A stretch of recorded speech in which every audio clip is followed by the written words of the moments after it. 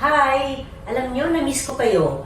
Kasi 2 linggo yata akong may sakit, no? Almost, 5 plus 10, 15 days. So, almost 2 weeks ako may sakit. Nagkaroon ako ng viral pneumonia. So, ngayon pa lang ako naging ready na mag-video. So, well, babawi ako dahil ang topic natin ngayon ay maganda. Kasi ito ay tungkol sa surgical or aesthetic procedure. When you say rhinoplasty, this is a surgical procedure that will change the shape and the size of your nose. Ngayon, it could be for functional reasons dahil para mas gumanda yung breathing nyo, mas gumanda yung function ng ilong, or pwede rin dahil gusto lang ninyo mag-improve yung yung itsura ng mukha ninyo at saka yung itsura ng ilong ninyo. Alam po natin na ang ilong ay nasa sentro ng mukha. So when you change the center of the face, you change everything that is along the side of the nose, no?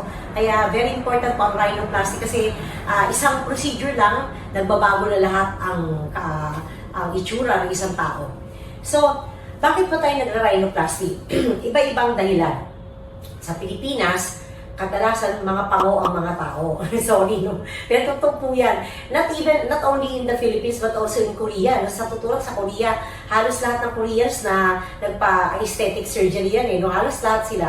Kasi I stayed there for aesthetic purposes, aesthetic tourism ako doon. So, ang dami talaga nagpapagawa ng mga surgical procedures for aesthetic reasons. So, not only in the Philippines, but also in other countries as well. Ngayon, dahil sa Pilipinas, ang kadalasan problema ay yung walang bridge. So, ito, mga flap, no? Parang lumubog yung bridge nila. So, ang kadalasan na gusto ng mga pasyente ay gawing mataas itong bridge na to. Para pag nagsa-side view, parang mga Amerikana sila.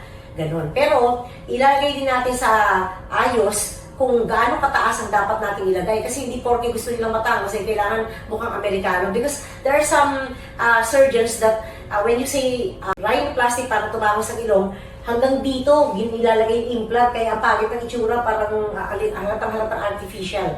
When we change a certain feature, we should change it in a subtle way, no? Kasi kung big change ka agad, tapos halata, ang pangit tingnan eh. Okay, kaya dapat subtle yung change para walang halos makakapansin, pero bigla ka nalang gumanda. Like for example, I had this patient na estudyante ko, no, sa College of Medicine. Ang lahat kong nakakita sa kanya after na ginawa yung procedure, sabi, nagpa-facial ka, no? Hindi, nagpa-facial ka talaga. Ganun ang bagay sa kanya. Hindi nila alam na nagpa-rhinoplasty siya. Yun. So, other than the bridge, no, sa Pilipino, kadalasan malalapad yung ilong. Ganyan. Imbis na maliit, malalapad.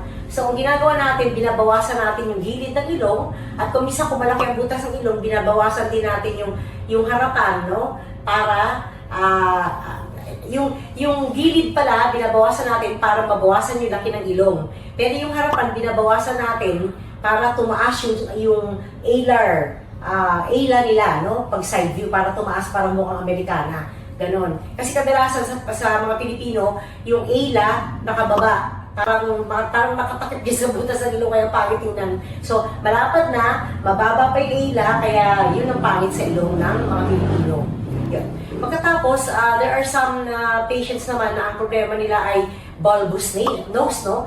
Pag sinabi mong bulbous nose, ito yung ilong na ang kapal. Ako, parang may dito, parang may donut dito malaki na nakapatong, no? Tapos ang kapal-kapal din ng gilid, ang kapal-kapal ng gilid, yun ang pinakamaganda rin gawin. Pero wala ding bridge kasi nga sa sobrang kapal, parang ang bigat ng ilong nila. So yun, ayusin natin yun. Kuminsan binabawasan natin ng cartilage sa loob, no? Para magkaroon ng konting indentation dito, at saka para mag-rotate yung tip para tumaas ng konti yung tip. Kasi pag bulbous nose, talaga naman naka-flat lang siya, para siyang nakasalpak lang yung ilong mo. So, there are different kinds of mga problems. Sa Amerikano naman, masyadong mataas yung ilong. Yun naman, binabawasan natin yung buto para mag-flatten dito ng konti at para mabawasan. Para pag side view, medyo nakaganon, nakaganyan. Hindi yung nakaganon, na pangit, di ba? Like for example, Barbara Streisand. Hindi ko type yung ilong ni Barbara Streisand kasi masyadong matangos. Yun, sobrang tangos nun. Tsaka kumisan malaki pa, parang lalaki na yung ilong. So, yun ang mga kadalasan na pinababago ng mga tao na nagpapa-rhinoplasty. Meron namang ibang nagpapa-rhinoplasty dahil hindi sila makahinga. Iba naman yun. Those are reconstructive type of rhinoplasty. Like for example, kung ikaw ay na-aksidente, nabali yung nasal bone mo, tapos ikaw nakaharang yung nasal bone mo, hindi makahinga ng properly, yun kaya ginagawa natin yung reconstructive rhinoplasty. O kung may turbinates kayong bilog-bilog dito sa loob na sobrang laki na hindi na makahinga yung pasyente, yun din, ginagawa din natin ng paraan yun. Okay, so maraming klase ng implant na ginagamit. Meron tayong silicone implant na most common and the cheapest. Meron din tayong tinatawag na Gore-Tex at saka Siligore. So, yung ibang implant, they are less prone to infection, no? And then they are also mas longer lasting. Unlike yung mga cartilage, kasi yung cartilage nagwa-warp ito. Pagka naglagay ka ng cartilage galing sa tenga o sa rib, nagbabago yung anyo after several years kasi nagbabago din yung size at saka itsura ng cartilage. Yun. So, depende talaga kung ano yung gusto mong gawin sa'yo. Yung naman, yung isang sinasabi ko na Gore-Tex, ang problema doon, binabali mo yung bone. Okay? Kasi kung minsan yung mga pango, ito yung bridge nila, no? Ito yung bridge. May butas dito. Ito yung bone. Ngayon, para sa iba, pag pango, nakaganyan yung bone. Okay? So, para tumangos yung ilong, babaliin mo yung buto dito sa gilid, babaliin mo dyan ng konting fracture para magtumayong ganun. Ngayon, pagka tumayong na siya ganun, lalagyan mo ng dito, Gore-Tex sa taas para yun yung cover niya. Okay? So, yun na. Yun ang isang type, no? Tapos babaguhin mo din yung mga alar rim, no? Tsaka you can also change the alar cartilages. Meron din dalawang klase ng rhinoplasty, yung open type at saka yung closed type. Yung open type, yung iniwa dito para makita mo yung cartilages kung balak mong galawin yung cartilages. At kumisa tinatagal natin yung septal bone kasi yun ang ginagamit natin na pampataros. So iba-iba talaga yung paraan. So it depends on the case of the patient and upon your agreement kung ano yung gusto niya. Explain mo sa kanila ng mabuti ano yung mga options nila at ano yung possible outcome, ano yung mga complications. Well, for the complications, we can have bleeding, we can have asymmetry of the nose, we can have infection, scarring. Yung kumisan kasi mga pasyente hindi nila naalagaan ng mabuti yung kanilang ilong post-surgical post-surgery, kaya nagkakaroon ng infection at nagkakaroon ng pangit na scarring, no? Okay. So, nagkakaroon ng change sa amoy at saka sa taste, minsan but it does not last long. Usually, it does not last. Breathing, nagkakaroon din ng problema, lalo na kung yung tinatawag natin na Gore-Tex yung nilalagay natin, tapos binabali yung bone, kumisa nagkakaroon ng problem na gano'n. Also, syempre, appearance, no? The nose may look unsatisfactory and require revision surgery, but most of the time, maganda talaga yung outcome. Well, hindi ko masabi lahat ng mga komplikasyon kasi wala naman ako masyadong na-encounter talaga ng complications sa practice ko. Maganda lagi yung outcome. Most of the time, maganda talaga yung outcome. Although I had one case na bata pa siya, nung inopera namin, ang ganda-ganda. Nung inopera namin talaga. Tapos habang tumatagal, lumiliit yung butas niya kasi dito, yung scar niya dito, nagtatighten. So, yun, dinilate namin yung kanyang alar, no? Yung vestibular ala. Dinilate namin para umopen uli yung kanyang nasal vestibule. Ayan.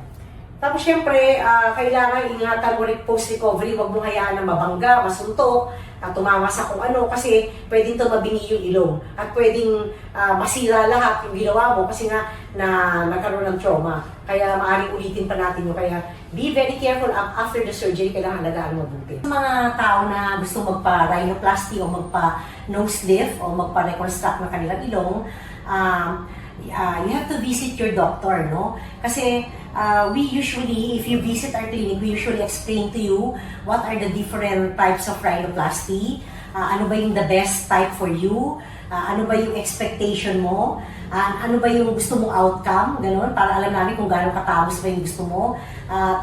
Pero syempre, hindi naman lagi yung expectation mo ay 100% makokopya namin, no? Kasi kung bisa may iba nagdadala pa ng picture, no, para kopyahin namin. That is not possible kasi iba-iba po yung anatomical structure ng bawat ilong ng isang tao. Kaya hindi natin masusure na magagaya natin yung picture na dala mo. So, when you visit us, we explain to you the possible complications, the possible expectations, at yung ano pa yung ibang-ibang dapat ninyong malaman para pati yung post-operative care, in-explain din namin yan para maganda yung outcome po natin.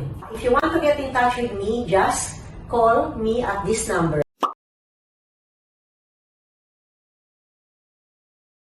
And please follow, like, and share my account.